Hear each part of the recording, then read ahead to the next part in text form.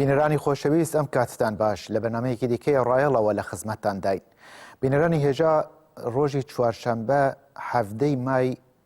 یا داوای لێبوردن دەکەم هەفتەی جۆزەردان بەرامبەر بە 7 مای لە شاری تاران لە پایتەختی ئێران چێتەکانی داعش هێرشیان کردە سەر دوو ناوەندی گرنگی ڕژیمی کۆماری ئیسلامی ئێران.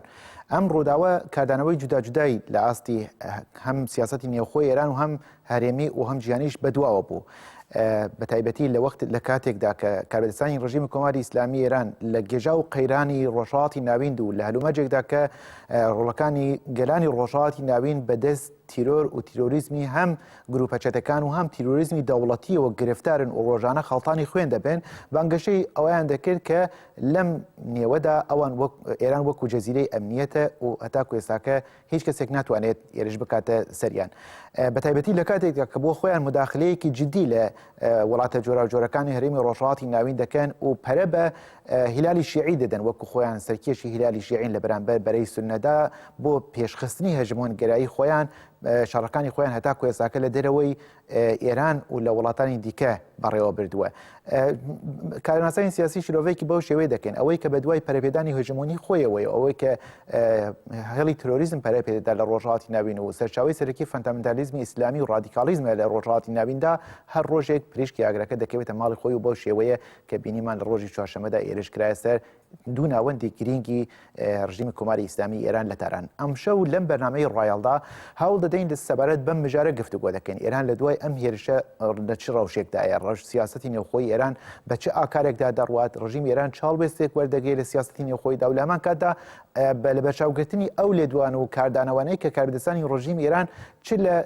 خامنەیی هەرە پلەی بەرزیانەوە بگرێ هەتا وەزیر و فەرماندەکانی سوپا و ئەرتشەوە بگرێت کە لە بەرامبەر وڵاتانی دەرەوە بە تایبەتی عەرەبستانی سعودی و هەرێمەکەدا داویانە سیاستێکی چۆن لە هەرێمی ڕۆژهەڵاتی ناویندا دەگرێتە بەر لە ئێستا بەدواوە ئەو مژارن کە ئەمشەو لە بەرنامەی ڕایەڵدا لەسەری گفتوگۆ دەکەین. بۆ گفتوگۆکردنی ئەم مژارەش ئەوشەو لە ستودیۆ میێوەدارەتی لە دوو میێوانی بەڕێز دەکەین کە لە خزمەتیاندان ئەوانیش بەڕێز عومەر هۆژەبری ڕۆژنامەوان و چاودێری سیاسی و هەروەها بەڕێز عەزیز ڕەزایی چاودێری سیاسی کە ئەوشەو لە خزمەتیانە زۆر بەخێراتن بەڕێزان. بەڕێز هۆژەبری گفتوگۆکەمان لێوە دەست پێ دەکەین. ئەم تەقینەوانە بەچی وەک لێ دەدەن لە ئێران؟ ئەم بووە ڕەوشێکی بەو شێوەیە لە ئێستا هەتا ئاراوە لە تاراندا لە ئێراندا؟ بەڵێ لەم تەقینەوانەیە کەیسە لە تاران ناڕوویدا یەکەتوانی ڕەوشی ناوخۆی ئێران هەڵبسەنگێنی دوو ڕەوشێکە لە مەنتەقەیە بارودۆخی هەرێمی لە ڕۆژهەڵاتی ناوینە. ئێران بە ساڵانە لە فلستینە، لە لوبنانە، لە ئەفغانستانە، لە یەمەنە، لە عێراقا وارە دوایی لە سووریەیە و ئەگەر زۆر بگەڕێنەوە بۆ کۆنەکان لە دەستپێکی دەهینەوەدا لە بوسنی و هەرزەگوی نۆوانیشە یارمەتیەدا ئێران هەمیشە بە شوێنەوە بووە کە وەک ڕسالەتی ئێساسی جمهوری ئیسلامی ئێران ئەو شۆڕشەکە هەیەیانەش بەرنامەی ئیسلامی یا ئێوە وتان هیلالی شەی سادرکەن بۆ دەرۆ و ئێران لە ناوخۆیان سیستەمێکە لەسەر ئەساسی مەزهەبی شیعە و هەندێکیش نەتەوەپەرستی یا شوینیزمی فارس کەم دوانە تێکەڵ بووە بە یەکۆ و قاعدەتەن لە هەرێما بۆ مداخلانۆکەیکاوانیش دوشبنی زۆرە و ئێرانیش لە ناوخۆیە لەگەل گەلەکانی دیکەیە لە ناوخۆی ئێرانە مەسەڵەن وەکو گەلانی دیکە لە ئێرانەوە باوەڕیوەبانە زەخت و گوشارێکی زۆریانی و هەرە دوایی لە هەڵبژاردنەکانە کێشە کەوتۆ لە ناو ئێرانە یانە هەرچەند بە سەرکەوتووی ئێران وتی هەڵبژاردنێ دروست بوو بەڵام ئەبینی ئێستێشە نزیک مانگێکەمتر لە هەڵبژاردنەکان لە ئێرانە ئەگوزارێت ئەبینی لە شۆرای شارەکانە بە تایبەت لە هەچە شوێنە گەندەڵی هەیە لە هەچە شوێنە دوایەوە گەندەڵی نەشتی شاراوە نەشتی زۆر کەم زۆر شتی بەرچاو هەیە و لە سەرۆک کۆماریشە لە ئێرانە تایسێ دووبەرە شتەکانیان هەزم نەکردوە. ڕئیسی خاتەمی تادید کرد و زۆر کەسی دیکەی کرد کە دەوسیەوە لای منە و نەزانم چی هەیە ئەمانیش بەرامبەر بە ئەوان لێدوانەدەن. مەسەلەی دوومی مەسەلەی ناوچەکەیە کە هی ڕۆژهەڵاتی ناوین داعش وردە یانێ پێناسەیەکی منیش بۆ داعش چییە؟ یا داعش ڕێخستنێ بوو نەزانم چی لێ هات زۆرتر لەوانە پێم وایە پێناسەی ئوسوڵی بۆ داعش چییە؟ کاتێککە ستاتۆی کۆن لە ڕۆژەڵاتی ناوینا کەوە بۆ مداخلەی دەرۆ بێت یا بەهاری عەرەبی بێ یا بەهاری گەلان بێت چی بە ناوی بکەیت خەلەیەکی قودرەت لە ڕۆژەڵاتی ناوینا دروست بوو. خەلای قودرەت چۆن بوو؟ ئەوانەی کۆن نەیانەتوانی بەردەوام بکەن و ئەوەی نوێژ دیار نییە کە چی وەرە، یانە ئیشتا ڕووی نەداوە لەویا پێویستە چی بێت، لەویا پێویستە تەوازنەکان هەندێک دیار بن، جەبهەبەندیەکان دیار بن و لەم خەلا شتێ بە ناوی داعش دروست بوو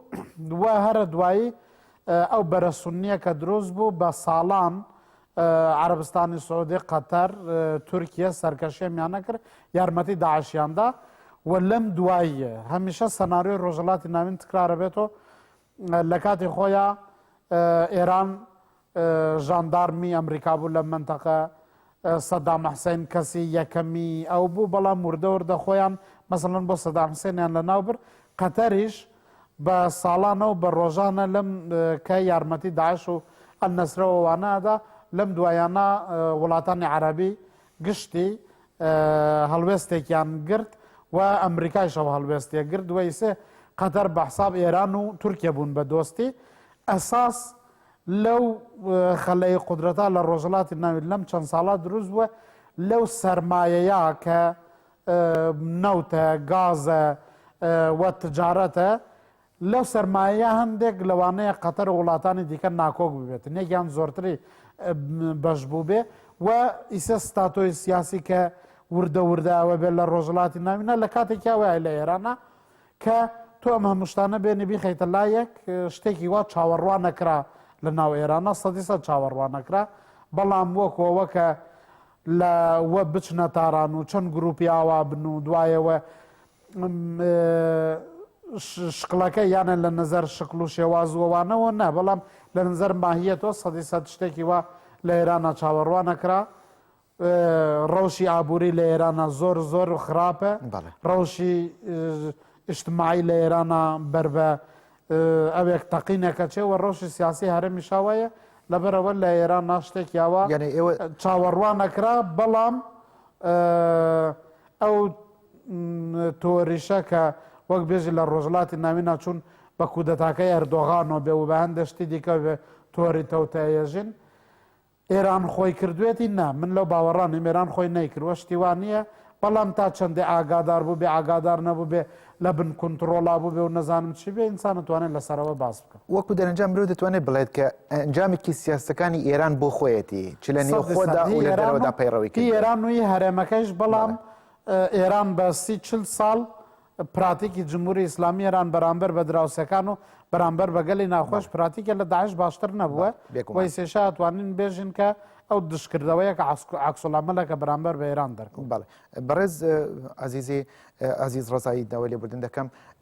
دوو شیرۆڤەی زۆر جودا لە ماوەیەدا لە ماوەی دوو ڕۆژەدا بۆ تەقینەوانەی کە لە تاران پێکات لەلایەن شتەکانی داعشەوە کراوە یەکێکەوەی کە دەڵێت ئێران ویسی بەو شێوەیە بەتایبەتی لە کاتێدا کە جەبهەبەندی سوننەکان لە دوای سەفەری ترامپ بۆ عەرەبستانی سەعودی و دامەزراندنی جەبهەیەک بە نێوی دانات و ئیسلامی لە بەرامبەر ئێراندا پێکات و ترامپیش ئێرانی وەکو سەرچاوە و پشتیوانی تیرۆریزم نیشاندا بوو ئەمە هەڵبگەڕێنەوە بەو لایەدا و عاتف و هەستێری نێودەوڵەتی بۆ لای خۆی ڕابکێشێت کە گوایە قوربانی تیرۆریزمە لە لایەکی دیکەشەوە دەڵێن نا ئەمە ئەنجامێکی ئەو مداخلەیان ئیدی هێدیەتی مداخلەیەکە لە ئێراندا دەستی پێکردووە و بەردەوام ببێت و درێژەی پێ دەبێت ئێوە بە بڕوایەوە چۆن دەبینن ئەم هەڵسەنگاندان تا چەند نزیک لە ڕاستیەوەن بەڵێ تیرۆر ئەساسەن بۆ خۆی حرەکەتێکی کوێرە دوورە لە منتەق و استدلالێکی منتەقی لە پشتیەوە نییە معمولەن کاردانەوەی سیاسەتی ناڕاست و چەوتە کە بە شێوەیەک فۆرمێکی سیاسی لەبەرەکەن ڕەشەکوژی یا تۆرۆر معرفی ئەکرێت ئەنواعی شکڵی جۆرا و جۆر ئەکرێ بەخۆی بگرێتە بەر و بنوێنێ کرێت تێرۆر یا ڕەشەکوژ شخصی بێ کرێت دەوڵەتی بێ و بە شێوەهای جۆرا و جۆر سیاسەتی جۆرا و جۆر تێرۆر معرفی بکە هەر سەبارەت بێت ئەم مەوزوعە کە باس بکەین کە ئێوە مەترەحەکەن تێرۆر ئەم چەند ڕۆژەکە ڕۆژی چوارشەمە دووسێ ڕۆژ لەوە پێش کام ڕووداوی تێرۆرە لە تارانە ڕوویدا ئەمە لە واقع ڕنگدانەوەی سیاست گەلێکە کە جمهوری ئیسلامی ئێران بۆ خۆی بە دوور نییە لەم ڕەوت و ڕێڕەوە ڕەشە کوژی تێرۆریزمە. دەردی فاشوتی مەسلێکی هەیە بۆ خۆی ئەڵێ ئەوەی کە باوەشێنێ توی باوەشێنێ تۆفان درێ ناکە. لە واقع بۆ خۆی وەک سیاست تا ئێستا تا ئەم سەردەمە لە بەردی بناغەیەوە شکڵگیری کۆماری ڕژیمی کۆماری ئیسلامی ئێرانەوە تێرۆر بەشێ بۆ لە پیشەی سیاسی ئەو ڕژیمە. ئێمە خۆشاهدین زۆرمان ئاگاداری ئەوزاخواڵی سیاسەتی ڕەشەکوژی ئێران هەین جمهوری ئیسلامی هەم تێرۆری دەرەوەی وڵات ئەنواعی تێرۆر کە لە ئەوروپا و ئەمریکا حتا لە ئەرژانتینە کرا تێرۆری ڕێبەرانی کوردی وەکو قاسم لووکو شەرفکەندی تێرۆرانی مجاهدی ئەنواعی تێرۆر لە دەرەوەی وڵات و لە ناوەی وڵاتیش ئەنواعی گروپگەلی جۆراجۆری ڕەشەکوژ و تێرۆری بووە و هەیبوو و ئەشیبێ و ئیدامەشی هەیە ئەمە کۆتایی نییە. هۆی کە ئێمە هەتا لە سەروبەندی شەڕی ئێران و عێراقا حتا هەر لە کوردەکان کە ئێستا بەناوکەنا ڕەنگە وایە وا بێ واقعەتێک کە تعدادێ لەو ڕەشە کوژانە کە ئێستا ئەو حرەکەتی تێرۆریستیان لە تاران ئەنجام داوە لە سەر قەبری خومێنی و پارلەمانی ئێران تعدادێکیان کوردن یا کورد بوو بێتن شتێکی سیر نییە. هەر ئەم کوردانە دەستپەروەردە و بەرهەم و بەهرەی سیاسەتی کۆماری ئیسلامی ئێران ئەسەن لە شەڕی خەلیجا لە کات لە سەروبەندێکە کە بەشێ لە هەرێمی کوردستان یا خواروی کوردستان کە لە کۆنتڕۆلی ئیسلامیەکانە بوو کە لە کاتی تێکچوونیانە کە بوون بە دوو بەش ئەسەن بەشێکی ڕاستەوخۆ بوون بە عەمیل و کارجێڕی کۆماری ئیسلامی ئێرانە و کابراکە لە واقع شێخ عوسمان بن عەبدولعەزیز و کە جیابۆ لە پەلەکەی تری بوون بە دوو پەل لەگەڵ عەلی باپیرە عەلی باپیرەوە مایەوە و بە شێوەیەکی تر سیاسەتێکی تر پێی شوێنەکەەوە بە دوای دەسەڵاتە بە شێوەیەکی تر. شێخ عوسمان بن عەبدولعەزیز گەڕایەوە بە ئێران و لە مەریوانەوە بەرەو تاران و لە تاران ئەسەن تەجهیزات و بەرنامەیان بۆ دانا و بەڕێیان کرد دوای بەرنامە بۆ سەقز و لێوێ ناردیان بۆ یەکشەوەی بۆکان ئەسەن تەشکیلاتێکی ڕەشەکوژی تێرۆریستی بە ناوی ئەنسارولئیسلام ساز کرد لە پێشدا حرەکەی ئیسلامی ساز کرد دوای ئەنسارولئیسلامی ساز کرد. ئەمانە لە چیان لێهات شێخ عوسمان بن عەبدولعەزیز بەرەوکوێ چوو ئەو حاجیەکە دیارە تعدادێ لەم گروپانە هەمیشە لە کۆنتڕۆل دەرەچێ چەند هەستەیەکی بوو هەر لەم ڕەشەکوژانە لە کۆنتڕۆلی ڕژیمی جمهوری ئیسلامی دەرچوو حرەکەت گەلێکیانە کرد کە لەوانەیە بەدڵی ڕژیم نەبوو بێ ئەو بکات مەسەلەن لە سنەد و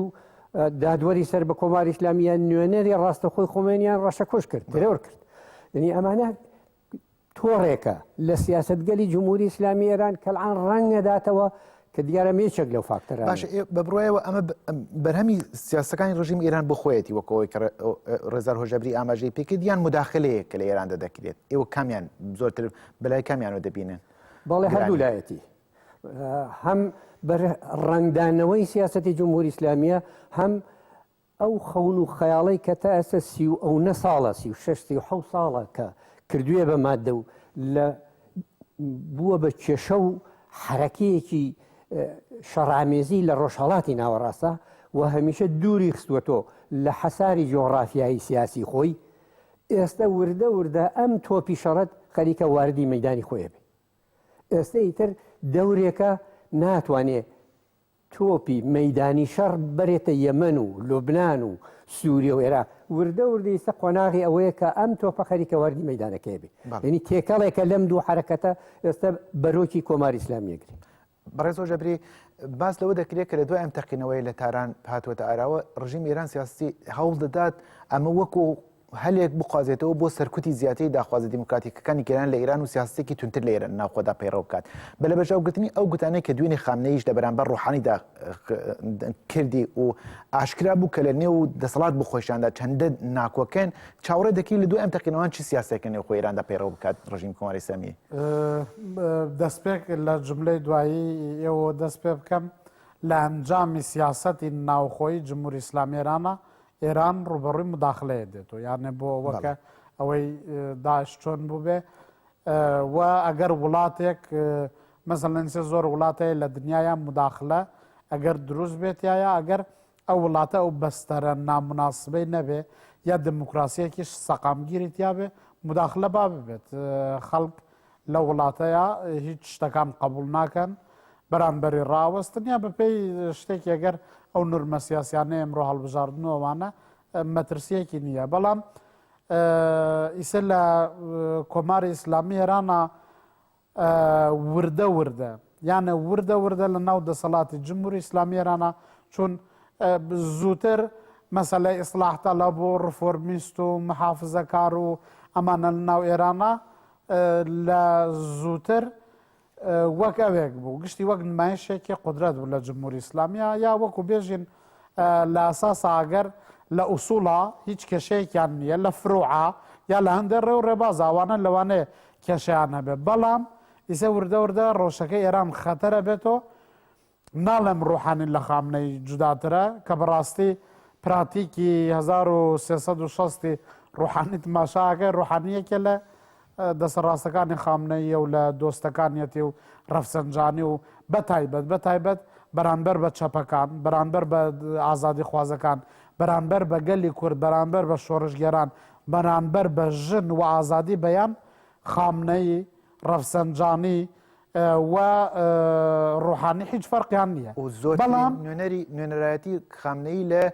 سەرۆکایەتی شورای ئەمنیەتی ئەمانە گشتی کادرۆ ئێساسی سیستەمن بەڵام بۆ کەسێکی مەرکەز نشین لە تارانە مەسەلەن بۆ هەندێک فڕمی ژیانی بۆ هەندێک ئازادی نازانم ئازادی ئەویش چییە بیڵن کچان یا ژنان کە ئەویشە لە چوارچەوەیەکی دیکە بچووکی ناکەنەوە مەسەڵەن دووچەرخە سواری بکەن یان نەیکەن بە پێیەوە هەڵێ سەنگێنین بەڵام لە سیاسەتێکی کەلانامانە هیچ بەیەک و فەرقیان نییە و جمهوری ئیسلامی لە باشترین لە هەر شرایەتێکا لە ئێرانە لە دەهەی 60 لە دەهەی 70دا دوایەوە لە دەهەی 80دا وەیسێشە دەهەی 90 جمهوری ئیسلامی کەنگێ ویست بێتی مداخلەی کردووە خەڵکی کوشتووە ئەعدامی کردووە جەنایەتەکانی جمهوری ئیسلامی لە دەهەی 60 هەیە لە دەهەکانی 70دا کە ێژن یانە دوای ڕەفسەنجانی و سەرداری سازندەگی ئەوانە لە ئێرانە لە دەهەی 70دا چەپەکە لە دەهەی 60 چەپەکان کوژرا لە دەهەی 70دا ئێران گشتی کوژرا مادەی مخادر بوو بەوەکە لە دەهەی 70دا پێکاتن لە کۆتایی 70کان هەر بێژگە ئەوانەی فیزیکی نە ئەوی دیکە مەسەن لە کوردستانە بۆ جاری یەکەم مواد مخادر بە شێوەیەکی وا بەربڵاو لە بلوچستانە لە تەواو ئێرانە و لە دەهەی 80دا ئەو جەماعەتی هیوا تابوو جەماعەتی هەندێک چەتە و جەردە و شتە و ئەو جەماعەتێکە ئیسلامە مەسەڵەن ماوەیە ئیسلامیە سەلەفیە ڕادیکاڵەکان مەسەڵەن هەندێک مزگەوتی بەهارانی سنە و هەندێک مزگەوت لە سنەیە لە دەستیان بوو لە سەقزا دەفتەری ڕسمیانە بوو لە مەریوانە عەلەنەن هەندێک گوند کەوتە بۆ دەستیان و لە کاتی خۆیە کاتێک کە ئەمریکا لێدان لە سووریا ناو شەڕیەکێتی ئەوانە دروست بوو گشتیان لە دزڵی ئەمانە جمهوری ئیسلامی تەداویە کردن ڕاستە ئەمانە چی لێ هاتن ئەمانە گشتی هەستایە شاراوە بەکارێنە لە کاتی خۆیان وە جمهوری ئیسلامیش ئیسێ بە بۆچوونی من ئەوە هەندێک لەوانەیە بۆ شوێنی دیکە بۆ تاران یا بۆ ناو خۆیان بۆ دەستەبەندی قوتەکان و هێزانەی ناو سیستەمە لەوانەیە خامنەی بێژێ وەزعێکی خەتەرە وەک ئەم ئەدەبیاتی ئەم دووسە ڕۆژانە چییە مدافعانی حرەم ئەوانەی کە گشتی لە سیستان و ببوورە لە ئەفغانستانەوە ئەو لومپەنانەی کە لە ئێرانە هەن چەقۆکێش و قەمەکێشەوەوانە گشتیانی کۆ کردوەوە ێژە ئەها ئەگەر نەم ناردایە بۆ سووریا ئەو بوو لە لایەکی تیکەیشوان دەکەسەڵێن ئەها تۆ نردن و بۆ سووریا لەبەرەوە هاتن بۆ ئێمە خەڵکێکی ژواڵە بەڵام لە هەر حاڵاوەکە بە بۆچوونی من ئێران دوای ئەمانە ڕۆژێکی ئەمنی لە هەر شوێنەکە ڕۆژێکی ئەمنی ئەگرێتە بەر لەندەنی ژوایە ئینگلیسی ژوایە نەزانم چی وایە بەڵام نەوەکەوەکە ئێران کوشتنی شاراوە هەچێشتە ئەکات بەڵام جمهوری ئیسلامی بە بۆچوونی من لەم چواردەهەیان نیشانی داوە پێویستی بەشتی وانە چون دەوڵەتێکە هیچ پرنسیب و هیچ شتێکی نییە کەنگێ ئیرادە بکات دوایەوە ژیان ئینسانەکان لەوێ لە خەتەر هیچ گارانتیە نییە بەڕێز ڕزایی ئیمکانی هەیە ئەم تەقینەوانە بێ بە کەرەستەیەک بۆ ئەوەی بازنەی خودیەکانی نێو دەسەڵات بە تایبەتی ئەگەر ڕەوشی خامنەیش دەبەرچاو بگرین کە کەوتوتە ناو تەمەنەوە نەخۆشیشە و هەندێک سەرچاوەش باس لەوە دەکەن کە نەخۆشیەکەی گرانە ئیمکانی ئەوەی هەیە کە بە شێوەیەک لە شێوەکان یا بمرێت مردنی نزیک دەبێتەوە ئەم تەقینەوانە بکی بێ بە کەرەستەی ئەوەی کە بازنەی خودیەکانی نێو خۆدا تەنگتر بکرێتەوە ئەو لێدوانانە کە لەم دوو ڕۆژەدا بە تایبەتی لە دوێنێ دەدراون ئاماژەیەک بێت بۆ ئەوە بێگومانە و ڕووداوە پێش دێت بەڵام دیارە شێوەکانی بە گوێرەی زەمان و ئەو فاکتۆر گەلەکە لە قۆناغەکانی داهاتووە پێش دێت فۆرمەکەیە گۆڕێ ئەو واقعەتێکە دامەزرانی ڕژیمی کۆماری ئیسلامی ئێران لەسەر ئەساسی دوو فاکتۆری جەهل و زەبر و زەنگ و فشار دامەزرا و بەرحاڵسی و ئەو نەساڵە هەر پەدیدەیە کە تۆ چاوی هەر دیاردەیە کە چاوی لەکەی لەدایکبوونێکی هەیە سەرهەڵدانێکی هەیە ڕۆشت و گەشە پێدانێکی هەیە و لە سەرخواریەکی هەیە و بەرەو تیاچوون کۆماری ئیسلامی ئێران خۆناغی سوم سێهەم تێپەڕێن یعنی قۆناغی بەرەو لە ناوچوون دەڕۆ خۆناغی بەرەو خواریە ڕوا جا بۆ ئەم خۆناغە کۆمەڵە فاکتەرێکە کە وردە ورە سەرڵەدا ئەم ئەوەی کەەوە باسیەکەن یەکێ لەو فاکتەرە تاکتیکیانەیە کە بەرەو ئەوواڕوە کە گوڵۆڵەی تۆماری ژیا گوڵۆڵەی کۆماری ئیسلامی ئێران بەرەو لێژی ئەبا و تۆماری ژیانی لەوانەیە نە لە زۆر دوورە هەڵپێچێ بەرەو کۆتایی ژیانی جا دیارە ئالێرا دێتۆ سەر ئەوە مەسەلەن چەند پەلێک بە ناوی جۆرا و جۆر ناویان لێبن لە نێو خودی سیستەمەکە لە نێو کۆماری ئیسلامی ئێرانە پەلێک ڕیفۆرم خواز پەلێک ئوسول خواز پەلێک متعادل بە باوەڕی من هەروەک برادری خۆمان ئاماژێ پێکرد هەمویان لە پرەنسیپا هەڵگری یەک فاکتەری ئەساسی ناوەرۆچین کە ئەویش پاراستنی ناوەرۆکی قانونی ئەساسی کۆماری ئیسلامی ئێران قانونی ئەساسی ڕژیمی کۆماری ئیسلامی ئێران بۆ خامنەی و بۆ حەسەن ڕۆحانی و بۆ ڕەفسەنجانی و بۆ خاتەمی یەک ناوەرۆکی هەیە بەڵام ئەوانە عەدەیەکیان وشیارترن زیرەکترن کە ناوی ڕێفۆرمخواز و ئێعتەدال و ئەوانیان لێنراوە لێئەندرێ ئەمانە زیرەکتر و دووربینترن ئەمانە سیاسەتگەرێک بەکارێنن کە بۆ درێژکردنەوەی زیاتری تەمەنی جمهوری ئیسلامی باشتر و لەبارتر بەکارهێنرێ بەڕێز ڕزایی گوتەکانتان لەبیر نەکەن بەڵام لەم دوو ڕۆژەدا ڕژیمی کۆماری ئیسلامی بەرەبەرداریکی زۆری لە ئەم تەقینەوانە کردو هەستی شۆڤینیزمی فارسی بزواندووە تەنانەت هەندێک بەنێو ئۆپۆزیسیۆنی ڕژیم ئێران حتا لە نێو خۆ لە دەرەوەیشدا هەڵوێستێکی بەو شێوەیە کە گوایە لایەنگری و پاراستنی ئێرانیان بەتایبەتی لە بەرامبەر ئەم تەقینەواندا گرتووەتە بەر بۆ ڕژیم ئێمە چۆن دەبینن ئێمە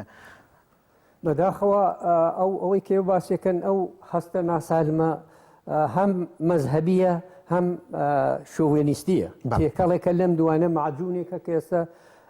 ئەسا بنەڕەتی کۆماری ئیسلامی ئێران لە سەر ئەساسی ئەوە ماوەتەوە بەداخەوە ئەڵان لە ڕاستەوە بیگرە تا چەپی ئێرانی لەسەر پاراستنی تەمامیەتی ئەرزی ئێران هاوڕا و هاودەنگن دژی هەرنەوە حرەکەتێکی پێشکەوتن خوازی ئەم تەمامیەتی ئەرزیەش ئێستاکە لە پەیکەرەی جمهوری ئیسلامی ئێراندا خۆی دەبینێتەوە ئەو دەسەڵاتی دیکتاتۆرێکی ئێستا لەسەر کارە دقیقەنەوەی لە ڕۆژێکی بۆ شوێدا چۆن دەبێت ڕۆیەوە داهاتوو چۆن دەبێت ئایا ئەوەیە کە دەڵێن گڵۆڵی کەوتوتێژی بەرەو ئەنجام دەگات یان چۆن دەبێت بەڵێ جا لێراوە دێتۆ سەر ئەوە چیکردن و چۆنکردن کە ئەم گڵۆڵە تەمەنەکەی ئەوەیە تەمەنەکەی گوڵۆڵەی تەمەنی ئەم کۆمارە بە پێی منتەقی تاریخ بەرەو خوارە سەرە و لێژیە جا چیکردن و چۆنکردن کە چۆن ڕوبەڕووبی لەگەڵ ئەم ڕووداوە ئەوە دێتۆ سەر چەندین لایەنێکە ئەوەی ناوخۆیە و وەرحاڵ لایەنگری سیستمە بە جۆرێک جا ڕێفۆرمخوازە ئێعتەدالیە لایەنێکی تر سەڵتانە تەڵەبە لایەنێکی تر ناسیۆنالیستی ئێرانیە یا ئەحزابی سنەتی جۆرا جۆرە بەڵام ئەوەی کە بۆچوون و مەدی نەزەری منە بە قەولی فارسی وتی لایەنی خەڵکی لێرا غایبە بەداخەوە لایەنی خەڵکی چی بکە عەلەم بەرەو خوارچوونی گوڵۆ لە ئەوە نێژیە. دێنە سەر ئەوە لە کۆتایی بەنامەکەدا بە تایبەتی لەسەر ئەو مژارەکە چی بکرێت یانە بەرەی خەڵک کێزە دیموکراتیکەکان لە ئێران لە ڕۆژێکی بۆ شەوەدا چی بەرپرسیاتەکان لە سۆدایە بەڕێز ڕزایی دەکەڕێم و خزمەتان بەڕێز تۆجابری لەم ماوەیەدا بە تایبەتی لە دوای هاتنی سەفەرەی ترامپ و هەڵبەت پێشتریش ئەمریکا ئێرانی بە تەواوەتی لە ڕەوشی پێگەی هێزێک دەیەوێت هەژمۆنی خۆی لە ڕۆژهاتی ناویندا بەرفرە بکات و سەرچاوی تیرۆریزمە سەرچاوی کێشەکانی ڕۆژهاتی ناوین دەستنیشان کردووە و بە شێوەیەک لەشێوەکان هەوڵی مداخلەی دەدا لە ئێراندا بە تایبەتیش لە کاتی سەرۆکۆمارەتی ئەحمەدینێژاددا زۆر جاران باس لە پلانی مداخلەی نظامی لەسەر مێز دەکرات کە لەگەڵ هاتنی ڕوحانیدا ئەم پلانە بە ڕێکەوتنی ئەتۆمی هەندێک تا ڕادەیەک کەمێک سەری گیرا ئێستاکە جارێک دیکە بە شێوەکان باس لە مداخلەی جۆراوجۆر دەکرێت بە بڕواایەوە لە ڕەوشێکی بەو شێوەیەدا و لە دوای ئەم تەقینەوەیە ئێران لە سیاسەتی دێرەوەیدا لە سیاستی هەرێمەکەیدا لە بەرامبەر ئەمە چ هەڵوێستێکی سیاسی دەگرێتە بەر چی دەبێت کاردانەوەی لە هەرێمی ڕۆژهاتی ناویندا جارێ بۆ ئێران بە ساڵانە لە ڕۆژهەڵاتی ناوینە یا ئەوەتە کە خۆی ئەم کەسانەی هاانیم تەقینەوەیانە کرد کە من وتم من زۆر تەرەفداری ئەو شتە نیم لاینێکی دیکەی ئەوەتە کە ئێران ئیسە عێراقی بەدەسۆیە لە هەرێمی کوردستانە استخبارات ئێران اطلاعات ئێران زۆر بەهێزە هەشتی شعبی کە ئێران لە ناویە سەیتەرەیەکی هەیە لە سووریا جەماعەتی لەشکری قودس و ئەوانە گشتی هەن و ئەمانە لە چۆن توانیویەتی ئێرانێک کە ئەم کەسانە ڕەحەدوەرن ئەلبەتە ئەوەیە کە حرەکەتێکە گەر چەند کەسێ بیانەوێ وەرن تا تاران بچن بە تایبەت بە بۆچوونی منەوە زۆر گرینگە مەسەلەن جمهوری ئیسلامی کاتێکە بانگەکەی مەجلسە پارلمان تۆیە ئەڵێ نەو شوێنەتە کە خەڵکە میشە گشتی ئەچێت و داخوازی ئاساییان هەیە و دوایە بۆ سەر قەبری خومینی نیشان ئەدا کە ئێران زۆر ئەو وەکێژن گڤە گڤ و گژە گژەی کە ئەی کات لە ئەوان نییە یانە یەک پێویستە ئەوە بزانین چون لە زۆر کاتیشان لە ئێرانە کە ئێوە پرسەکە کردان هەندێک شڤینیزمی مەزهەبی و نەتەوەی یەکەوێت وەک یەک ڕیزیە یەک دەنگیە بێ بەڵام ئێران ناو وڵاتەتە یانە ئەگەر کە شتێک کە هەڵشێواوە وەکەوەتە کە جلێک بێ ئەگەر تایەت دەزووی و هات بدەست و تا دواییەچێ ئەومان لەبیر نەچێکە لە ناو ئێرانە ناو اقتدارە کێشە زۆرە ڕەفسەنجانی سێشە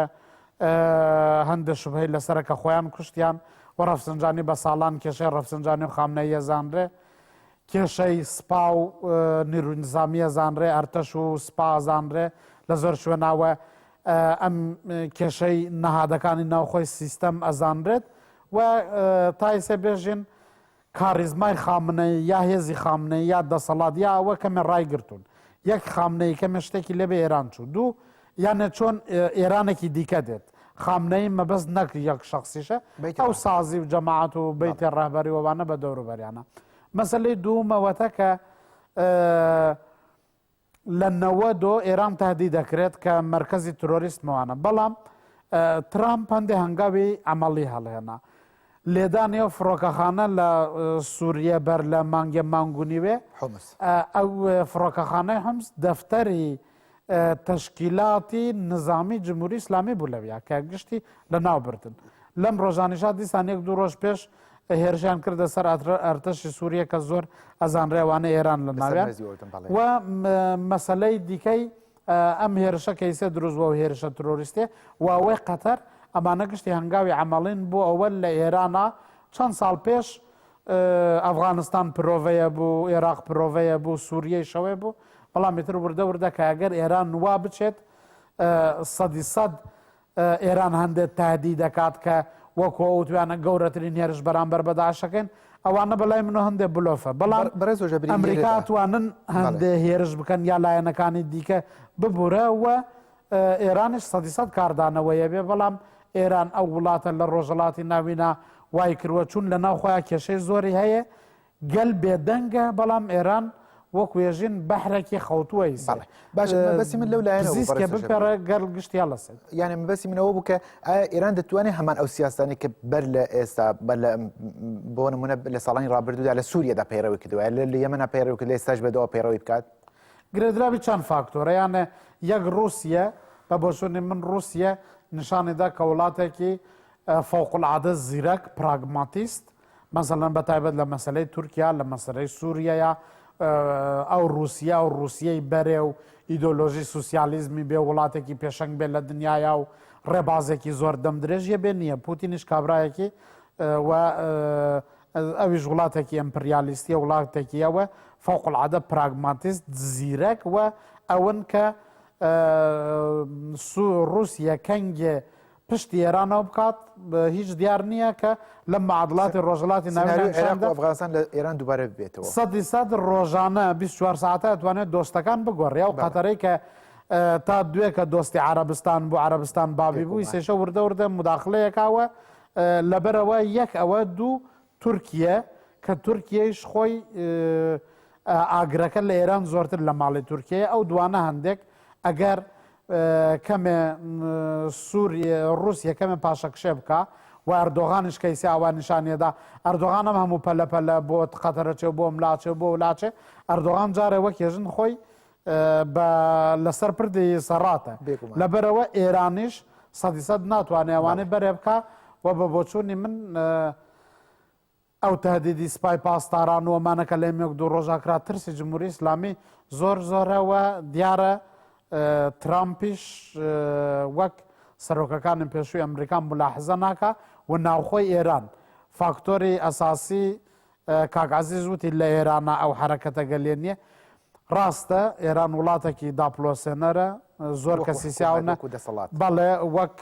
جمهوری ئیسلامی ئێران زۆر کەسیسە لە زیندانە ئەشکەنجە هەیە نەزانم چیە ئێوانە بەڵام لە ئێرانە هەمیشە سەرهەڵدان یا شۆڕژ وا دروسە بێ پێشەنگێکی ڕاستی هەبێت لە ئێرانە لە وڵاتانەتە کە لە 24 ساعتە ئەتوانێ ئەوی سیاسی بگۆڕێت بەڕێز ڕزایی ئەوەی کە ڕاستە سووریا وەکو کۆڵەکەی سەرەکی هاوسەنگی هێزەکان لە ڕۆژهەڵاتی ناویندا دەستنیشان کراوە و ڕۆڵی گێراوە بە درێژایی ئەم سەدەی ڕابردوو و ئێستاکەش بە هەماشی ڕۆڵێکی بەو شێوەی هەیە بەڵام ئەوانەیە کە ستاتوی ڕۆژهەڵاتی ناوینە هەتا کۆسەر سەر پێ ڕاگرتووە هەموو کەسێک دەزانێت باڵێکی ئێرانە کۆڵەکەیەکی ئێرانە کۆڵەکێکی دیکەی تورکیایە و ئێران بەم سیاسانی خۆی هەتا کۆستەکە لە ڕۆژهەڵاتی ناویندا پەیڕەوی کردووە زۆربەی مداخلەکانی هێزەکانی ڕۆژاوایشی پوتەڵ کردووە لە ڕاستیدا بۆ نمونە سەدام دەڕوخێنێت لەلایەن ئەمریکاوە بەڵام ئەوەی کە جێگەی خۆی دەکاتەوە لە عێراقدا ئێرانە ئایا مرۆڤ دەتوانێت بڵێدی سەدەمی ئەوە هاتووە کە مداخلەی ڕاستە خۆ لە ئێراندا دەست پێ بکات لایەن ڕۆژاوەوە تەسەسەن ئاماژەتان بە شتێکی باش کرد ئەگەر پرۆسەی دوور و درێژی تەمەنی کۆماری ئیسلامی بڕێکەوە بە خێرایی بێنینە بەرنەزەر هەتاکوونێ سەردەمی ئۆباما ئاخرین فاکتۆر بوو کە لە بەرژەوەندی مانەوەی یا درێژی تەمەنی کۆماری ئیسلامیا بوو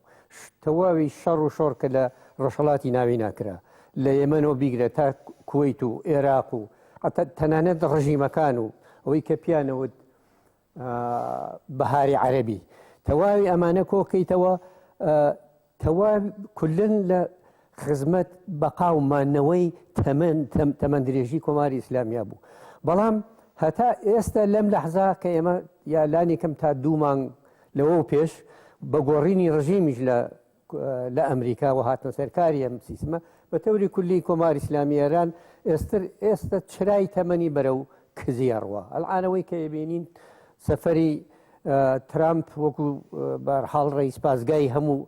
جیهان کە 62 پایگای نظامی لە چوارچێوەی دنیا هەیە ئەلعانەوە سەفەری دەست پێ کردو و جەبهەبەندیەکی نوێ بەرەیەکی نوێ ئەلعان لە سەطحی ڕۆژهەڵاتی بەتایبەت ناوەڕاستە خەریکە شکڵەگرێ کە دروست تەقابولی هەیە بەرامبەری هەیە لەگەڵ بەرەی یا هێلالی شیعەی کۆماری ئیسلامی بەڕێز ڕزایی گوتەکانتان لەبیر مەکەن ئایا ئەو ڕووداوانەی لەم چەند ڕۆژەی دواییدا لە قەتەردا هاتووەتە ئاراوە و نزیکایەتی تورکیا و ئێران لە قەتەردا کلەی نەخستوتنێ ئەو بەرەیە کە ئێوە ئاماژەی پێ دەکەن لە بەرامبەر ئێراندا دێت دقیقاً کلێنێکە جایتر وتوان بڕێ فاکتۆر هەیە سەر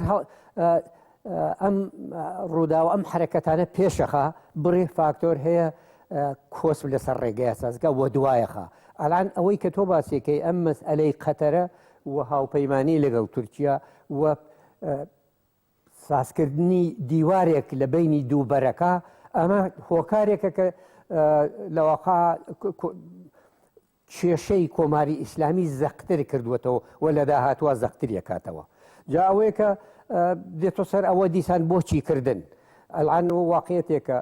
فاکتۆری ڕۆژهەڵاتی ناوەڕاست فاکتۆرگەلی ڕۆژهەڵاتی ناوەڕاست جۆرا و جۆرن بەرژەوەندی موزاییکیە زۆر یەکدەست و بە قەولی فازوتی ئینسجام یافتە نییە ئەوەیە کە ئەلێرە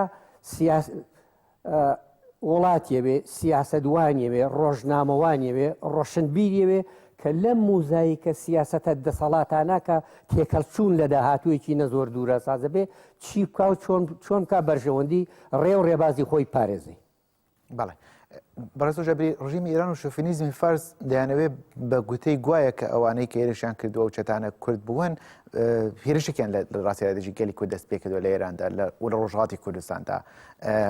وەکو ئەو پێلە شۆڤینیسیانە کە لە ماوەی جوراوجۆرەدا لە دژی گەلانی ئێراندا پێشیان خستووە لە ئێستادا بڕوای ئێوە ئەم شێپەوە بۆ بەڕێدەخرێت لە بەرچاوکردنی پێگەی گەلی کورد لە بەشەکانی دیکەی کوردستاندا یەکێ مەصرفی ناوخۆیی هەیە یانە بۆ ئەوە هەندێ وتم لە قسەکانی بەرەشما جمهوری ئیسلامی زۆر ئەوی ناوێ بەهانەی بۆ ئەوەکە ئەگەر ئازادی کەمتر کاتۆ خەڵک بکوژێ زیندانی بکاوانە زۆر لە بەهانەشتە ناگەڕێت چون محکەمە لە 5 دقیقا دروستە بێ و کەس نازانێت چی بۆ ئینسانەیە کوژرێت لەبەرەوە یەک لە ناوخۆی ئێرانە بەرامبەر بە هەندێک سەلەفیەکان لە ئێرانە لە تەمەنی جمهوری ئیسلامیە لەو کاتێک کە خومەینی و ئەوانە فەرماناندا کوردستان گیران مەهاباد سناوانە لەو کاتەوە هەندێک حرەکەتی ئیسلامیان کە لە بن حاکمیەت ئێرانان و بە تایبەت لە کاتی خۆیان حرەکە ئیسلامی وانە گشتی لە مەریوان و سنەوانە قەرارگای ڕەمەزان بە ئاشکرا بوو کە ئەمانە بەکاری هێنان لە ئەفغانستان و لەم لەولایە هەندێک لەم حرەکەتانە لە بن کۆنتترۆڵا دەرەکەون جار ناجار چون حرەکەتای ناتوانێت گشتی کۆنتترۆلیان بکە یەک ئەوەتە بۆ مەصرفی داخلی بۆ ئەوانەی کە بێژە بە بەسیجەکان بە ئەو کەسانەی کە لە دەوروبەری خۆین وە کەسانی مەزهبین ئەتوانێت کە بێژە جارێکی دیکە مەسەلەن لەلایەن کوردەوە ئەو کوردانەی کە ئێمە ئەمانوت و دوایەوە لە پارچەکانی دیکەیشن ئەوانە ئەتوانێت کە بێژە یەکەمە واکەن لەبەرەوە پێویستە زۆر هوشیار بین و بتوانێت لایەنی شوینیزم یا لایەنی نەتەوە پەرست ئەو باڵە بەلای خۆی ڕابگرێ دووەم بێژ ئەمانە گشتیان سونین لە ڕۆژێ وەڵاوتیان ئەمانە عەرەبن دوایە وتیان وڵا عەرەبەکەیانیان خراپنی لەوانەیە کورد بن و هەرچێ بن ئەوە لە لایەنی مەزهبیەکەی شوێ یانە ئێران بۆ پتەوکردنی لایەنی لەسەر لایەنی یەک نەتەوە پەرستیە یەک دوو لایەنی دینیە سێ بە بۆچوونی من لەو دوانە گرنگتر پێگەی گەلی کوردە لە ڕۆژهەڵاتی ناوینە یانە ئەگەر ئایسێ ئەگەر ڕونوسانسی ڕۆژهەڵاتی ناوین دروست ببێ بە پرۆژەی کورد دروستە بێت لەگەڵ گەلەکانی دیکەیە دەویست لەم خاڵەدا بە تایبەتی پێگەی گەلی کورد لە ڕۆژاوای کوردستان چەندە تاسیری هەیە لەمەدا ئێران هەڵوێستێکی بەو شێوەیان سیاسێکی بەو شێوە شەوینیانە لە بەرامبەر گەلی کووردا پەیڕەوکە لە ڕۆژهەڵات ئیسە بڕوانە لە ڕۆژهەڵاتی ناوێنا وەک کاتێگەر خۆی ببینن وەک لە زەردەشتی هێزێکی هوڕایی ڕۆشنایی هەیە هێزێکی شەیتانی یا تاریکی هەیە کورد تەمسیلی ئەو ڕۆشناییە کات و ئێران تورکیە داعش ئەمانە گشتی و هێزدە تاریکن بیسەر ڕقا وردە وردە بربەگرتنە تەبیعیە کە تورکیە ساڵێکە هەوڵەدا کە ئەمریکا بە یەپەگە بە پەیەدا بە کوردان ڕۆژاوە بێژە ترۆریست سەر نەکەوتووە ئێران بە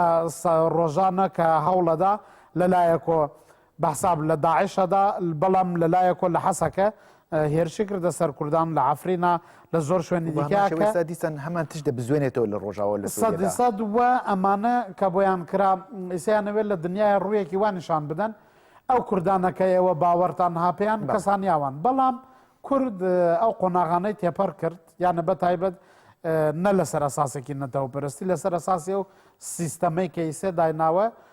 کوبانی لە دنیای ڕونوسانسێ بوو سیستەمی ڕۆژەڵات لە دنیای ڕونوسانسەکە لە ڕۆژاوا ببوورەوە ئەو قۆناغانە کە کورد تێپەڕی کرد ئیسێ بێ بە لە ڕۆژەڵاتی ناوینە ئابێ بە پێشەنگی گەلان کورد ئیسێ لەگەڵ نەتەوەکانی دیکە ئاتوانێت لە ڕۆژاوا ژیان بکە لەگەڵ دینەکانی دیکە ئاتوانێت ژیان بکە لەگەڵ هەچە مرۆڤ ژیانەکە بەڵام ئێران بە حساب لە ناو وڵاتی خۆیان لە چوارچێوەی قانونی خۆیان لەگەڵ گەلەکانی دیکەیە لەگەڵ بەلوچ عەرەب کوردەوانە ناتوانێت ژیان بکات لەگەڵ مەزەبەکان نادوایەوە لەگەڵ یارسانەکانە ناتوانێت ژیان بکات لەگەڵ سونیەکانە ناتوانێت ژیان بکات و شەڕی ئەو دوو سیستەمەتە ئەیانەوێت سیستەمی کوردان ترۆریزە بکەن بەڵام حرەکەتێکی زۆر ئاماتۆرە و مەسرەفێکی لوکاڵی هەیە شتێکی گشتی نییە بەڕێز ڕزایی ڕەوشی بەو شێوەدا بەربەچاوکردنی ڕەوشی ئێران و ئەوەی کە ئاماژەتان پێکرد ئیدی تەمەنی بەرەو تەواو بوونە بەرەو تێپەڕاندنی کاتی یانە کاتەکەی بەرەو کۆتایی دەڕوات ئەرکی هێزە دیموکراتیکەکان بزاوتە کۆمەڵایەتیەکان چەپ و ڕادیکاڵەکانی نێو خۆی کۆمەڵگەی گەلانی ئێران لە ئێستادا چییە؟ بەڵێ لێرا دوو بەشە بەشێکی بە قەولی ئێوە کۆمەڵگەی خەڵکە لە نێو وڵات بەشیشی ڕێکخراوە سیاسیەکانە ئەحزاب و گروپگەلی سیاسی و ئەو جۆرەشتانەیە کە چی کردن و کە تا ئێستا دەوری 35 ساڵە بەداخەوە حاڵەتێکی بێدەنگی و بێحەرەکەی بۆ بە پیشەیان ئەوەی کە ئەگەڕێتەوە سەر نێو خەڵک کە بۆ نەوعی ئامادەی بۆ داهاتوویەکی غافڵ گیر نەبوون بە باوەڕێ من خەڵک دەبێ خۆی لە چوارچێوەی لانێکەم ئێستا کە ئەو ئیمکانە هەیە ڕێکخراوەگەلی کۆمەڵگای مەدەنی خۆی ڕێخە چون بە شێوەی کات و بە شێوەی تاک و کەسانی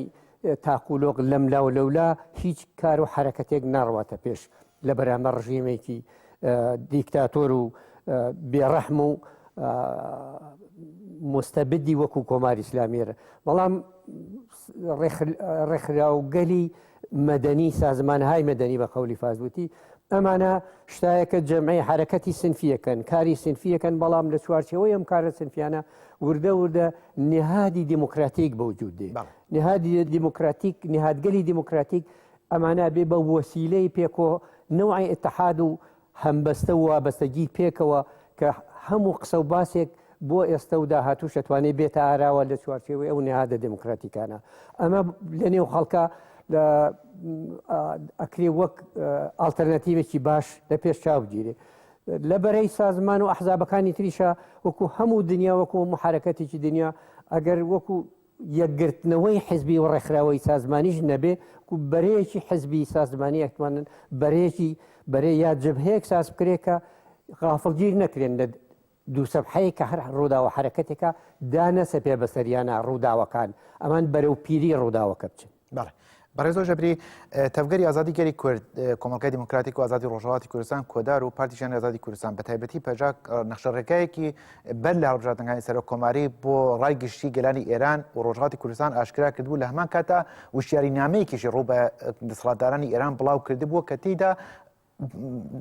چاوەڕوانی یا باسی لە پێکهاتنی مداخلە و کاری توندوتیژی و دەستیوەدان لە ئێرانە کردبوو کە نمونونەکەی بیمان لە تاران پێکات یانە پێشبینی ئەم ڕووداوانەی کردبووتە کۆدار بە بڕواییەوە ئەو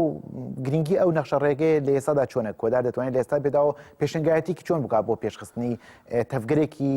گەلەری دیموکراتیک مەدەنی لە بەرامبەر ئێراندا لە بەرامبەر ڕژیمی ئێراندا ئێمە وەک گەلی کورد لە هەر چوار پارچەی کوردستانە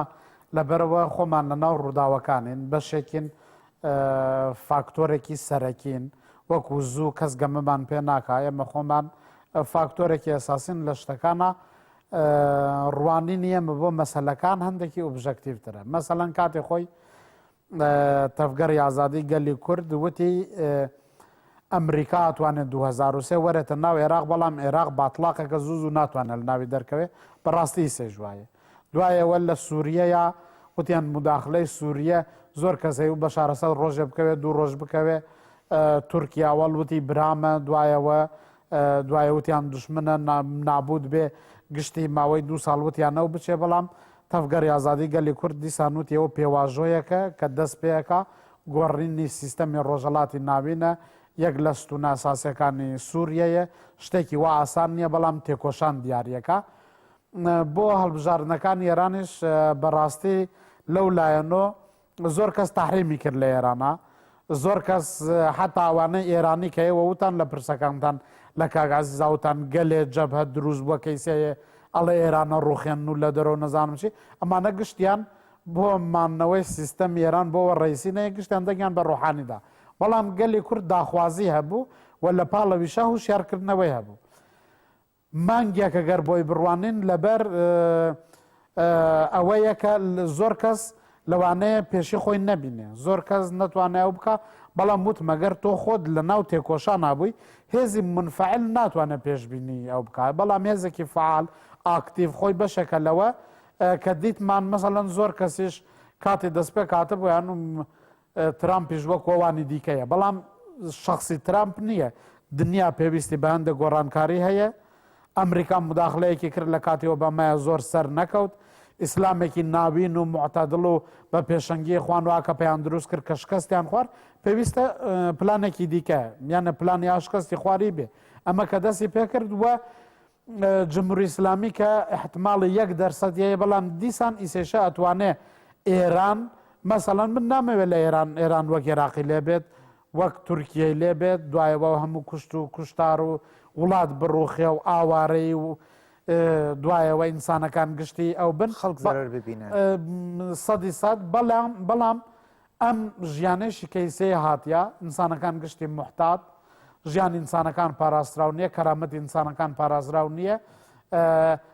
ئەم شەرتیشە کەیسە هاتیە ژیان نابێ یانە ئێران ئیسێشە ئەتوانێت بەر بە گۆڕانکاریەکی ناوخۆ بچێ ئەگەر عەقڵێکی داهاتوو ببینێ کە ئەوە احتمالی زۆر کەمە لەم دوو ڕۆژە بینیمان لەبەرەوە 100% ئێران کەوتووەتە شوێنێ بەر بە مداخلە چێت و بە بۆچوونی من فاکتۆری ناوخۆش ئەگەر فاکتۆری گەلەکان ئاینەکان لە ئێرانان نەتەوەکان و دەنگە دموکراتیەکان ببینین لەگەل هەندێک زەعیفی ئێران و ئەو فاسڵەکەوتنی ناو هرەمی قودرەت ئێران فاکتۆری هوندرینیش ناوخۆ سەر هەڵەدا شتێکی ئەساسیە و بە بۆچوونی من پێویستە وەک گەلی کورد و وەک کاکازیز وتی حەچە حیزبەکان نابن بەیەک بەڵام ئەتوانن بەرەیە دروستکەن تەگوتاریە دروستکەن و ئەتوانن پرۆڤەیەکمان هەبێت کە سووریا وەک گەلی کوردیش ئێمە دامان نابوو باشووری کوردستان ڕزگار بێ کە بەداخەوە دوامین پارچە ڕزگارە بێ دوای وتمان باکوور ڕۆژەڵات هەرە دوای ڕۆژهاوە بەڵام سوپریز ئەوێک کە دروست بوو گشتی بە تەمایرەوە نەبوو چون هەر کەسەی وت سووریە شتێکی ئاوایە بۆ ئێرانیش سوپرایزە بێت ئێمە پێویستە 100% وەک گەلی کورد حاضر بین بەڕێز ڕۆزایی لە ئێستادا بۆ ئەوەی کە لە ئەنجامی گفتوگوانێک کە دەکرێتەوە ئەوەیە کە ئێران ڕوبڕووی مداخلەیەک دەبێتەوە جا مداخلەیە ئیمکانی هەیە ئەو سیناریۆیە کە لە عێراق دووبارە بوویەوە لە ئێران بێت یان ئەوەی ئەفغانستان بێت یان ئەوەی سووریاش بێن یان دەستێوەدانێک وەکو ئەوەی مصریش تێدا ئەنجام ببێت لە ڕەوشێکی بۆ شێوەیەدا گەلان لە نێو خۆی ئێراندا یا لایەنە سیاسەکانی گەلانی ئێران دەبێت خاوەن چ پرۆژە و پلانێک من چ دەتوانن بکەن بەڕاستی بۆ ئەوەی کە ئەگەر شۆڕشێکیش پێک بێ لە ئێران نەبێ بە شۆڕشی ساڵی 1357 تاوی و شۆڕشی گەل نەدەزرێت من پێم وایە ئێستا ئێران هەردوو فاکتەری دەرەکی و ناوەکی بۆ کەسانی ڕووناکبیری خەڵکی سیاسیکاری خەڵکی کە خەڵک مۆڵی بێ هەدەفی بێ بۆ ڕزگاری بە هەردوو ئەو فاکتۆرە ناوەکی و دەرەکیە دە پێشچاو بگرێ ئێستا قۆناغێکە فاکتەری دەرەکی ناوەکی گەیە بەو پەڕی گەندەڵی و ڕزێوی و تێکچوونی لە ناوخۆیان لەباری ئابوووریەوە مەبەست ڕژیمی ئێران بۆ ڕژیمی ئێران بەڵێ کۆمەڵایەتیەوە ئابووریەوە سیاسیەوە مەذهبی کولی فاکتەر گەلێکە لە نێو کۆمەلگایەکە کە دەبێ ببێ ڕەوالێکی معتەدل و ئارام و لەسەر خۆ بە شێوکی تێبعی بڕاتە پێشوە لە دەستی داوە و نیەتی دەرەوەش ئێستا دەستپێکی ئاشکرا و بەرچاو ئەبینی کە خەریکە ئەکەوێتە بەرەیەکەوە کە بەرەکە لە تەقابولیاتی بە پێچەوانی هەتا دوو مانگ لەوە پێشی ئێستا هەردوو فاکتەری دەرەکی و ناوەکی نییە لە شانس و بەختی ڕێڕەویمانەوەی ئەم سیستەما جا بۆ ئەمە ماوەتە سەر و دووشتە من ئاماژەم پێکرد بە باوەڕی من ئەوەی کە جمهوری ئیسلامی کەوانی کە لە پێشدایەوە ئاماژەتان پێکرد بۆ هەڵخڕاند بۆ ڕێخستنی ئەحساساتی شۆڤینیستی چی لەم ئاکارە بۆ لە سیاسیاوە دژ بە حرەکەت و بزوتنەوەی کورد بە باوەڕی من لە پێناوی مانەوەی خۆیەتی بۆ بەقای خۆی ئەلعان مشخەسەن ئەو هەڵخڕاندنە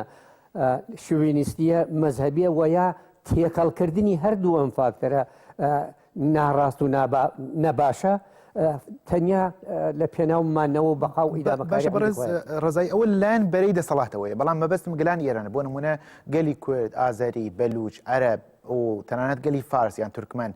هێزە دیموکراتیکەکان ئەم گەلانە چی بکەن کە لە ئەگەری دووبارە بوونەوەی شۆڕشی گەلان لە ئێراندا شۆڕشەکان جارێکی دیکە لەلایەن چینێکی دەسەڵاتداری مشەخۆری وەکو ئاخوندەوە نەدەزرێت یا چینێکی دیکەی هەر چۆنێک بێت بۆ نمونە ئەوەی ساکە تەنانەت هەندێک دەستگای ڕاگەیاندنی فارس زمانی دەرەوە دیسان لە دەهۆڵی ڕژیمی شاهنشایی دەکوتنەوە بۆ ئێران ئەو شاهنشاییەکە ئێوە زۆر باش دەزانن کە چ ڕژیمێکی دیکتاتۆر و سەرڕۆ بووە لە ئێستای جمهوری ئیسلامی ئێرانیش چی بکرێت چۆن دەتوانن ڕێگری لەمە بکەن ڕێکخراوەکانی گەلانی ئێران بەڵێ ڕێکخراوەکانی گەلانێک ئێستا لە جۆغرافیای سیاسی ئێران ئاژین بە باوەڕی من هەم لەلایەن گەلانی بندەست و هەم لەلایەن ڕووناکبیرانی دموکرات و چەپی گەلانی باندەست گەلی باندەست تەبلیغاتێکی بربڵاو و نە بە شێوەی تەنیا یەک ڕێکخراوی تاوجێگە ئەکرێ هەوڵ بدرێت کە بەرەیەک ساز بکرێ ئەم بەرە ببێت بە هۆکار و مەکۆی بەڵاوکردنەوەی تەبلیغاتێکی دموکراتیک بۆ پاراستنی یەکپارچەیی دموکراتیکی ئێران نەک ئێرانێکی بە زنجیر داسەپاوی ئێستا کە کۆماری ئیسلامی و ڕژیمی پادشایەتی ڕایگردووە ئێرانێکی دموکراتیک ئەتوانێت ئالتەردا دموکراتیکی گەلان لە داهاتوە ئەتوانێت ببێت بە زامنیمانەوەی جۆغرافیای سیاسی ئێران لە غەیری ئەوە ئەو شێوەکە ئێستا جمهوری ئیسلامی تەبلیغیەکە و شوێنیزمی مەذهبی فارسی مەذهبی نێتەوەی مەذهبی ساز کردووە ئەمە تەنیا هەڵخراندنی ئەحساسێکە لە پێناومانەوەی ڕژیم باشە بەڕێز ڕۆزایی وەکو پرسیارێک کورد ئەگەر وەڵامیش بدەنەوە ئایا ببڕایەوە ڕێکخراوەکانی ئۆپۆزیسیۆن ڕژیم ئێران خاوەن خوێندنەوەیکی بەو شێوەیە وەکو ئەوەی کە ئێستا ئاماژتان پێکردەوە لە هەوڵێ بۆ بدرێ دەبێت تەبلیغاتی بۆ بکرێت بەڵام لە ئێستادا هەند شتێکی بەو شێوەیە هەیە بەڵام کاک شوان ئەساسەن ئۆپۆزیسیۆنی ئێرانی بە چەپ و ڕاست و دموکرات ئێستا ئەوەی وەک مادەیەکی بزوێنەری محڕکی بەرەو پێشون نییە ورد و پرش و بڵاوە جاگەر تۆ بوو وەکو یەک جەریان بووی بە مەکۆی گردوکۆی نەزەراتێکی دموکراتیک لە فەلاتی جۆغرافیایی سیاسی ئێرانە تۆ توانی ئەم مجموعە لاقل بەشێکی لە خۆت کۆکەیتەوە و تەبلیغاتە بەرەو پێش بڕ بەڕێز هۆژەبری ئەوەی کە باس دەکرێت تا ئێستاکە ئۆپۆزیسیۆن ڕژیم ئێران نەیتوانێت خۆی لە ذهنیەتی اقتدارگەرایی ناوەندگەرایی ئێرانی ڕزگار بکات بۆیە نەیتوانیوە خوێندنەوەی کە دروستی بۆ ڕەوتی ڕۆداوەکان هەبێت بۆ ناوخۆی ئێراندا لە ئێستادا پێشخستنی گفتمانێکی دیموکراتیکی لەسەر ئەساسی نریتی ژیانی زاگرۆسی لە ئێراندا چەندێک گرنگە بۆ ئەم ڕەوشەی ئیسایی ئێران و ڕۆژهەڵاتی کوردستان وەک لە مەدیای جوواکی و لەوانەیە گشتیە بینن کابرایەکی ئاکادمیسیێنێکی ئێرانیە لە یەکێ لە مەدیاکان دەرۆیان لەم شەوانە قسەیە کرد ئەڵێ ئێران جارە پێویستە یەک ناکۆکی ناوخۆ نەمێنێژێ ئەوەی لە ناوبین بۆ هەڵبژاردن دروست بووە باڵباڵینەوەوانە پێویستە نەمێنێ دوومەن ئێمە پێویستە لە ناو ئێران هەندێشت ڕابوەستێن ئێران لە خەتەردایە با ئێران بەگشتی نەچێ مەسەڵەن کابرایەکی ئۆپۆزیسیۆنە کە ئێمەش وەکو گەلی کورد هیچ کاتێ لایەنگری مەسەڵەن من وەک گەلی کوردی ڕۆژهەڵاتی کوردستان وەک سەدی هەفتای هەشتای کەس لایەنگری مداخلەی دەرۆ نییە تەنیا هەندێک ئینسانی منفعل و شکست خواردووی سیاسی و دوایەوە داردەستی ئەم لاولان نەبێ کەس نایەوە مداخلەیە لە دەرۆ دروست بێ هەر کەسەیەوێت لە ئێران ژیان بکە بەڵام نە لەواکە برادرانی ئۆپۆزیسیۆنی مەرکەز نشین کەیسێشە لە دەرۆن دیسان مەسەڵەن ناو گەلی کورد دەبن گەلی کورد بە 50 ملیۆنەوە بە 40 ملیۆنەوە ئێژن ئەقەلیەتهای مەذهبی و ئەقەلیەتی قەومی و نەزانم چیەوەوان یا وەکو قەوم ناوی دەبن بۆ نەتەوەیەکە لە ئێرانە ئەگەر پێویستە لە ئێرانە یەک مدل هەیە مدلیە چون وڵاتانی دەوروبەر زۆر پێویست ناکە ئینسان لەسەر بەحسی تۆری لەیسیا قسە بکە ئەفغانستان مداخلەیەکی دروست بوو ئەنجامەکانیشی کەیسێ هەیە ڕۆژەکە بەربەعاڵۆسترەچێ ئیخوان المسلمین یا ڕۆژی مسر کە و کودەتا دروست بووە بینی کەیسێ هەرەوە نییە ڕۆژی عێراقم ڕۆژی فدراڵی قەومی و دوایەوە فدراڵی نەتەوەی ئەوانە کە مەذهبی حتا کە بین هیچ چاوێکی لێ نەکەوتۆ و حتا ئەو مەسلەی کە لە یوگسلاوی وان نابۆویشە چارەسەر نییە. ئیسە تەنیا شتێکە بینن لە ئەوە چون ڕۆژەڵاتی ناوین ناتوانانی سنوورێکی دینی و مەزەبی وانە بکەیت شتێکە ئیسە لە ڕۆژەوەی کوردستان نایە یانە ئەوە کە گەلەکانی دیکەیش گەلی کوردیش پێویستە خاوەنەوە بێت کە بتوانێت لەگەڵ گەلەکانی دیکە ژیان بکە و ئێمە وەک ناتوانین لوکسێکی وامان نییە یا ئێمە ناتوانین وەک فلان ئۆپۆزیسیۆن و فلان ئۆپۆزیسیۆن نزیک بینەوە چون ئەگەر وا نەبێت ئێوە پێتان سیر نەبێت منفعاتە بەرژەوەندیە مەسەڵەن بانگێکی دیکە ئیسرائیل و عەرەبستانی سعودی بە یەکۆ لە ئێران بدەن شتێکی سیر نییە یانە دوو هێزی زۆرە و لەم ڕۆژانیشان مەسەڵەن هەندێشت هەیە وەک پارۆڵ یا پەسوەردی شتەکان مەسەڵەن لەم ڕۆژانە حرەکەتی فلستین حماس مەرزەکانی 1964 ئێوی قبول کرد شتێکی زۆر سیر لەم لاوە قەتەریشیان پەراوێز خست لەبەرەوە ڕەوشێکی جدیە لە هەرێما و کورد دەتوانێت پێشەنگی بکات بەڵام نە بەوە دەبیاتەی باشووری کوردستان بەوە دەبیاتە کەیسەر لە ڕۆژەوایە کورد دەتوانێت پێشەنگی بکات. بەڕێز ڕزایی دەگەینە کۆتایی بەرنامەکەمان دوکتە بۆ جەنابتان دەهێڵمەوە بۆ گەلی مە لە ڕۆژهاتی کوردستان ڕێکخراوەکانی سیاسی گەلی کوردستان لە ئێستا دەبڕاستی ئەرک و بەرپرسیارەتەکان چی دەبێت و ئێمە وەکو گەل چۆن دەتوانین لە گێژاوی ڕۆژهاتی ناویندا بگین بە ستاتوی خۆمان بڕاستی چ لە ڕۆژهەڵات چ لە بەشەکانی دیکە بە تایبەتی ئەوەی کە مەسەلەی ئێمە ڕۆژهاتی کوردستان و ئێران بوو. وڵا ڕۆژهەڵاتی کوردستان من پێم کاکوان ئەبێت هەم خەڵک هەم ڕێکخراوە و ئەحزابی سیاسی ڕۆژهەڵاتی کوردستان کارێ بکەن کە داهاتوو دانەسە پێ بەسەر خەڵک و خۆشیانە ئەبێ بەرەو پیری ڕوودا بچن ڕووداوەکە غافڵ گیریان نەکە و بۆ ئەوەش تەنیا شتێکی ئەوەی کە مشخص و معلومە بە شێوەیەکی دیموکراتیک بەرێز ئاس بکەن و ئەم بەرە ڕاستە و خۆ تاسیردانێ لەسەر حرەکەتی نێوخۆشدا حرەکەتی دەرەوە بە شێوەیەکی پۆزۆتیڤ و مثبەت و ئیجابی ڕاستە خۆ تاسی کاریگەری هەیە لەسەر یەکبوونی نێوخۆشە چون ئێستا حرەکەت دموکراتیک ئێستا حرەکەتی سۆسیالیستی نیە لە ڕۆژهەڵاتی ناوە خەیاڵە ئێستا لە ڕۆژهەڵاتی ناوەڕاست حرەکەتی دموکراتیکیش کردەوەی دموکراتیکی پێویستە کردەوەی دموکراتیکیش ئەوەیە کە ئەمان باسییان پێکرد مودێلەکەی ڕۆژاوای کوردستان حرەکەتێکی دموکراتیکە و زۆریش پێشکەوت و خوازی ئەوە وەک مۆدلێ لە کولی فەلاتی جۆغرافیای سیاسی ئێرانە بگرێتە پێش بە ئامادەگی و وا بچن کە ڕوودا و دانەسە پێ بەسەریانە. بەڕێز عزیز ڕزایی چاودێری سیاسی زۆر سوپاس دەکەم کە بەژاری بەرنامەی ڕالی فریدۆم تیڤی بووی. بەڕێز عومەر ڕۆژەبری ڕۆژنامەوە چاودێری سیاسی هەروە زۆر سوپاس بۆ ئێوەش کە بەژاری بەرنامەی ئەم هەفتەی ڕایال بوون. سوپاستان دەکەم بینرانی خۆشەویستی فریدۆم تیڤی بەم شێوەیە دەگەینە کۆتایی بەرنامەی ئەم شەوی ڕایال لە فریدۆم تیڤی تاوکو لە بەرنامەی داهاتوودا دەگەینەوە خزمەتتان شەو کارتان خۆش ماڵتانەوە سەرکەوتن.